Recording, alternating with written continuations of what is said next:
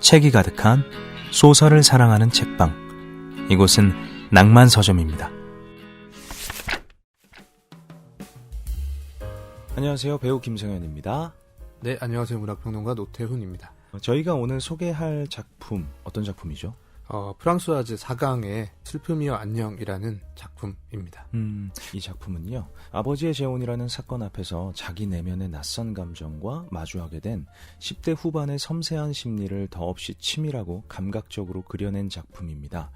이 사강의 데뷔작이자 이 사강 문학의 어떤 정수를 이루는 대표작이라고 하더라고요. 네. 더불어 이 자전적 소설이기도 하고요. 네. 그러면 이 작품의 작가인 이 프랑스와즈 사강에 대한 소개를 잠깐 드리도록 하겠습니다. 프랑스의 소설가, 극작가이다. 1954년 18살 나이에 첫 작품이자 대표작인 슬픔이여 안녕을 발표한다. 18살의 대학생이 두세 달 만에 완성한 이 소설은 과감하고 섬세한 심리 묘사와 완성도 높은 줄거리를 갖춘 전대미문의 사건이라는 격찬 속에 비평가상을 받았고, 전후 세대의 열광 속에 사강 신드롬을 일으키며 일약 세계적인 베스트셀러가 된다. 매혹적인 작은 괴물, 문학계의 샤넬, 18살 난 콜레트.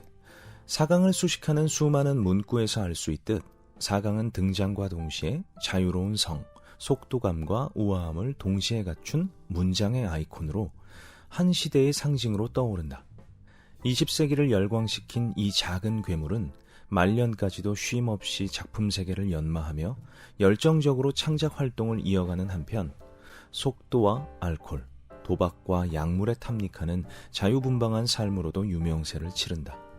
문학적 재능이 반짝이는 대담하고 섬세한 심리 묘사와 인간 본성에 관한 치밀한 성찰, 지극히 효율적인 구성, 독특한 인물들은 그 누구와도 다른 사강만의 문학 세계를 잘 보여준다.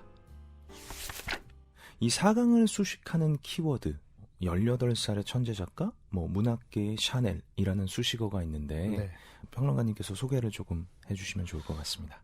18살이라는 나이에 이런 아주 센세이셔널한 작품을 써냈다는 것 자체가 되게 놀라운 사건이었던 것 같아요, 당시에. 네. 이제 50년대면 어떤 충격을 줬을지 어느 정도는 짐작되는 바가 없진 않지만, 작품 소개를 보니까 아주 빨리 써냈던 작품인 것 같아요. 그러니까 노트에 그냥 대학 재학 시절에 네.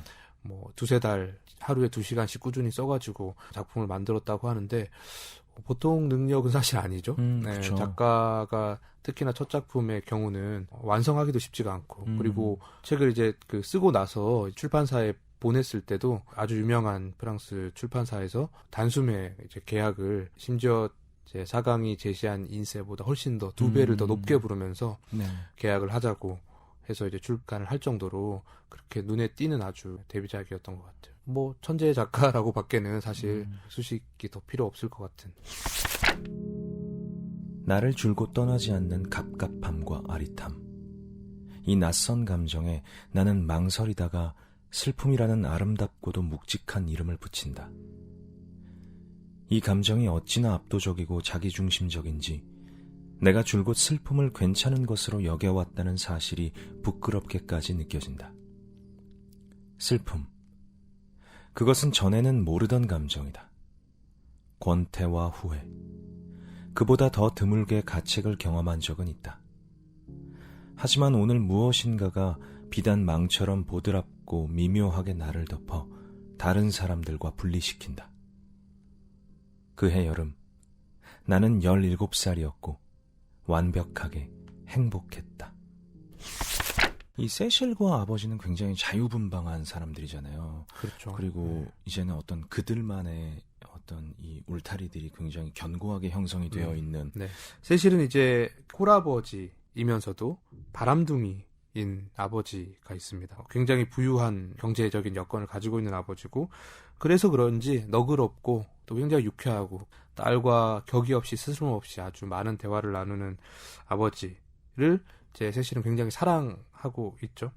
아버지 역시 세실에 대한 애정이 넘쳐 흘렀던 거고요. 그래서 아버지를 거쳐간 수많은 애인들을 있습니다. 근데 뭐 그런 애인들의 존재 그리고 아버지의 삶 같은 것도 사실은 뭐 존경한다고 할 수는 없겠지만, 그러니까 아버지보다 더 좋은 친구, 유쾌한 친구는 상상할 수 없다 이렇게 생각을 했습니다. 근데 그해 여름에 그때 이제 그 당시 아버지 애인이었던 그 엘자라는 아버지 여자친구라고 할 수 있죠. 같이 이제 세 명이 이제 여름 휴가를 떠나게 되는데요. 거기에서 이제 세실은 시릴이라는 또 청년을 만나서 또 사랑하는 사이가 됩니다. 근데 이제 문제는 이곳에 안이라는 인물이 등장하면서 모든 사건이 시작되는 거죠.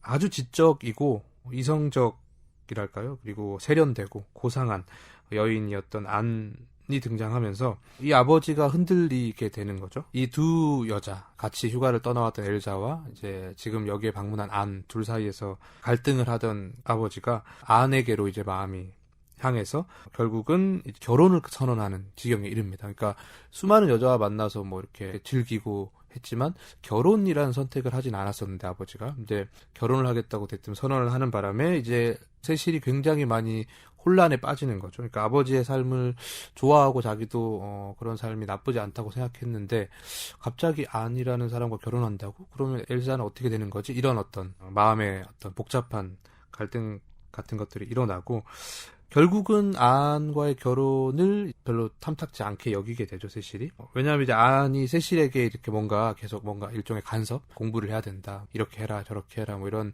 얘기들을 많이 하니까 그런 것들이 이제 조금 불만이 쌓이게 되고. 그래서 이제 아주 무서운, 무섭다기보다는 그런 결과를 초래할 거라고는 생각지 않았던 일종의 계략을 짜게 됩니다. 그러니까 대략의 결말은 이렇습니다. 이 세실의 계략으로 인해서 세실의 아버지와 이 엘자가 숲속에서 키스를 나누고 있는 모습을 안이 목격을 하게 돼요. 그래서 심한 충격을 받게 되고 그런 결과를 원했던 건 아니겠지만 안이 결국 사고를 당하고 죽음을 맞게 되는데요. 그로 인해서 세실이 굉장히 아파하고 또 힘들어하고 엄청난 슬픔을 좀 느끼거든요. 그래서 이 작품에 보면 이 슬픔이 안녕이란 작품은 한 180여 페이지 정도 되는 길지 않은 분량이고요. 그 뒤에 보면 뭐 사강의 에세이, 그리고 옴기니의 이야기, 그리고 또 사강의 삶까지 정말 순식간에 읽어내려갈 수 있을 만큼 아주 흥미롭고 재밌는 작품이라는 생각이 좀 듭니다.